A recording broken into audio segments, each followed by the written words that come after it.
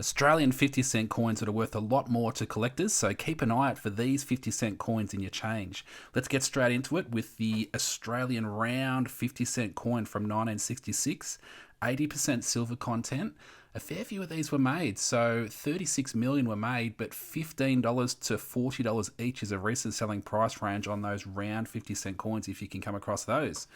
Okay, coming into the Captain Cook. A little bit of a higher mintage this one, but I've crept it in because it's a commemorative coin that can grab a bit of attention. So 16.5 million of these coins were minted, $1.20 to $25 if they're in really good condition. So keep an eye out for those. Then we've got a lower mintage standard issue coat of arms 50-cent coin, the 1972. So 1972 they produced 5.6 million. $1.80 to $30 each is a recent selling price range on that one. Then the 1973, a little bit lower in the mintage than the 1972. So 4 million of these, $1.40 to $40 is a recent selling price range on the 1973s. Okay, and then 1974, again, a coat of arms, just a standard issue coin, 1974. But 9 million minted, so just a little bit under the 10 million cut off as a scarce coin. So $1.45 to $30 each is a recent selling price range on those if they get in good condition. Then we've got the Silver Jubilee, interesting design. Lots of people like this design. So in good condition, these can attract a bit of value as well, up to $23. So $2.10 to $23 is a recent selling price range. 25 million of these, 5 million of these coins were minted. So a fair few of those were minted, but in good condition, they can attract a bit of attention. Okay, then we've got another standard issue coin, a 1979 50-cent coin. Now, the reason I've got this one aside is this one's a double bar. So what you look for, you look behind the emu's head here, and you see there's two little bars. I'll get my little pointer. So two little bars of metal coming in at the emu's head. That's called a double bar. So have a look for that on a 1979 coin. Some prices on those, $1.50, $3.50 to $38. So up to $38 is a recent selling price range on a double bar 1979. And while I've got it zoomed in, same again for the 1980 coins. So if you can find a double bar on a 1980, see those two lines of metal right there, 1, 2. Some prices on these, $2 to $25 each. So up to $25 on those double bars at the moment. Okay, let's zoom back out, get back out so we can see all of the coins here. And we'll get into the next one. So this is one of my favourite ones to find, a good low mintage date, the 1985 50-cent coin. Only 1 million of these coins were minted, so one of my favourites to find, $10 to $35 each is a recent selling price range on those. A cool commemorative design, the 1988 bicentennial 50-cent coin. So just check the figures, 9 million of these were minted, $1.20 to $8 each is a recent selling price range on those 50-cent coins. Oh, another one of my favourites here. So we've got the Ram's Head 1991 50-cent coins. So you don't see these very often. 4.7 million of these were minted in 1991. $3.50 to $15 is a recent selling price range on those coins. So I hold on to all of those that I find of that particular design. All right, what else we got? We've got this one here. Oh, another nice low mintage date. So this is a 1993. Only 1 million. Sorry, just have a look at my figures. Yeah, only 1 million of these coins were minted in 1993. $3 to $30 is a recent selling price range on that particular year of coat of arms.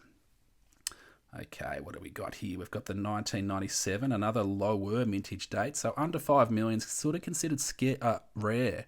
Anything under 5 million mintage, rare. Anything between 5 and 10 million is scarce. So this one here is 4.3 million mintage.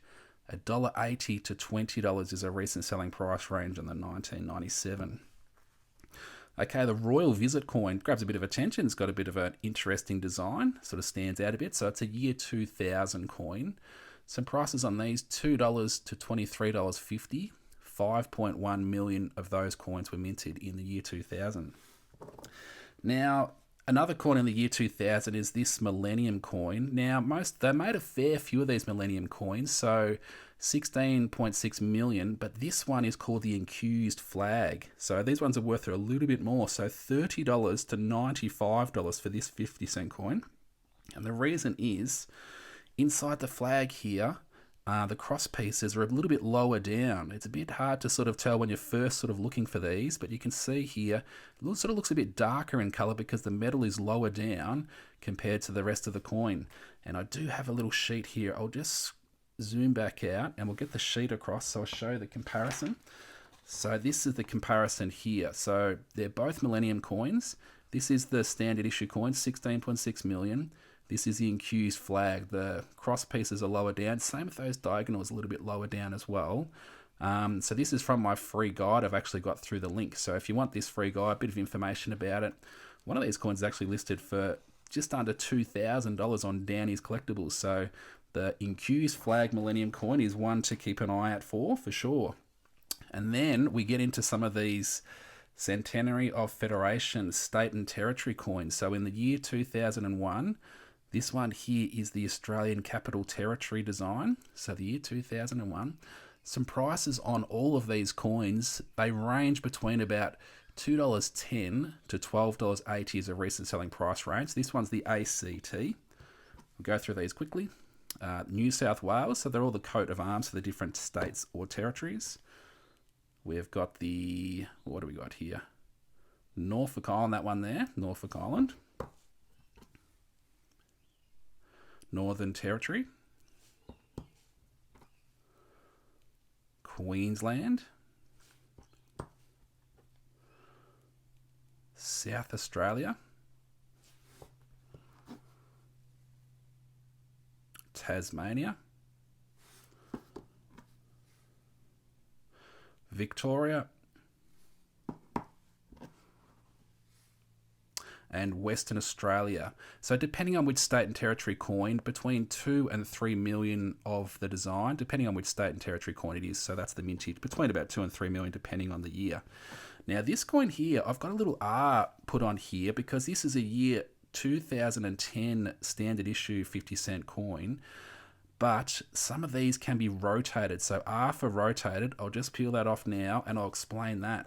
So this one unfortunately is not rotated. So when you hold the coin at the top and the bottom and you give it a little twirl around, the queen is supposed to be pointing to 3 o'clock on the coin like that. So unfortunately this one's not rotated. But these 2010 coins are known to have rotations, and that means if you flip it around and the queen's pointing in any other direction on the coin, that's called rotated. So some prices on a rotation 2010, $35 to $60 each. So definitely keep an eye out on those 2010s and give them a little rotation to see if that's what's going on there. Okay, we've got the Eddie Mabo coin, a year 2017 coin. $2.75 to $10 is a recent selling price range on these. Only 1.4 million of these coins were minted, so a nice, good low mintage coin. Then we've got the Indigenous Languages coin. It's a 2019 coin, this one. So the Indigenous Languages coin, $2 to $8, only 2 million minted. Not a huge price range, but I'm expecting these coins to go up in value. And a lot of people ask this question, are these coins rotated? So quite often what you do is you have everything upright on this side of the coin and you give it a twirl around. And look, yeah, the queen's pointing up to the sky. She's not pointing to 3 o'clock. Now, what I learnt with this coin is fairly early on when I sort of first saw them too, I learnt that you have to hold them sideways, like this is the natural orientation of the coin. So when you turn it around, the queen's pointing that way. And the reason is they didn't want any of these languages on top of each other, as though this language is more superior than any of the languages underneath it. So they put the coin sideways, so all of the languages are side by side, they're all equal, and you rotate the coin this way, just like that. So keep an eye out for those Indigenous Languages 50-cent coins. Okay, just a couple of coins here to go, and then we've got some really valuable ones to talk about, 50-cent coins as well, but we'll get into that in just a moment. So the 2019 IRB design, so just below the neck here, there's a little IRB, stands for Ian Rank Broadley, the designer of this effigy of the Queen. So some figures on these coins here. 1.1 million of these coins were minted.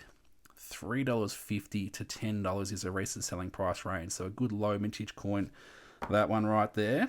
And we've got this one here, which is the Coat of Arms 2020. So only 720,000 of these coins were produced.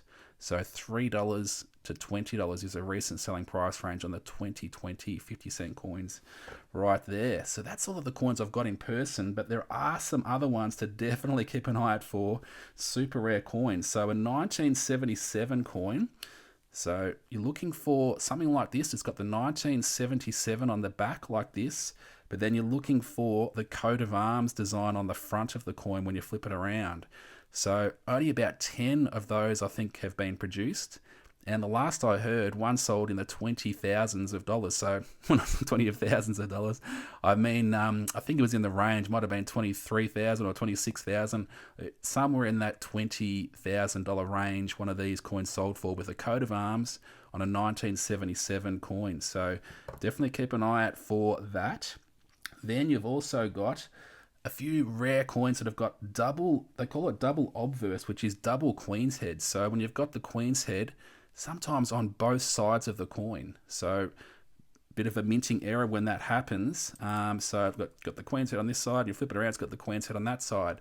So if you can find a double obverse 50-cent coin, look for the dates 1969, 1975, and 1977. So definitely keep an eye out for those ones. Some of those can sell up to $6,000. One of those sold for $6,000, the 1977 double Queen's head coin. So keep an eye out for that one. What else have we got? We've got the double reverse, which is the double coat of arms side of the coin. So this design on both sides of the coin. So if you can find one of those sold for $4,100 a few years ago. So keep an eye out for the double reverse coat of arms on both sides. And then the last thing to keep in mind is that some years they didn't produce 50-cent coins for circulation, but they still made mint sets for collectors on those years. So, and sometimes those coins end up in circulation. A family member might pass away and the coins get passed on to family members and they just think, these are just normal coins, I'm going to spend them. Or they might put them into the bank and then that enters into circulation and you might come across them. On the odd occasion, I do come across them. So some of those years, the mint set coins to keep an eye out for on the 50-cent coins, 1967, 1968, and in the 80s, 1986, 1987, 1989, and then 2 years in the 90s, the 1990 and the 1992 coins.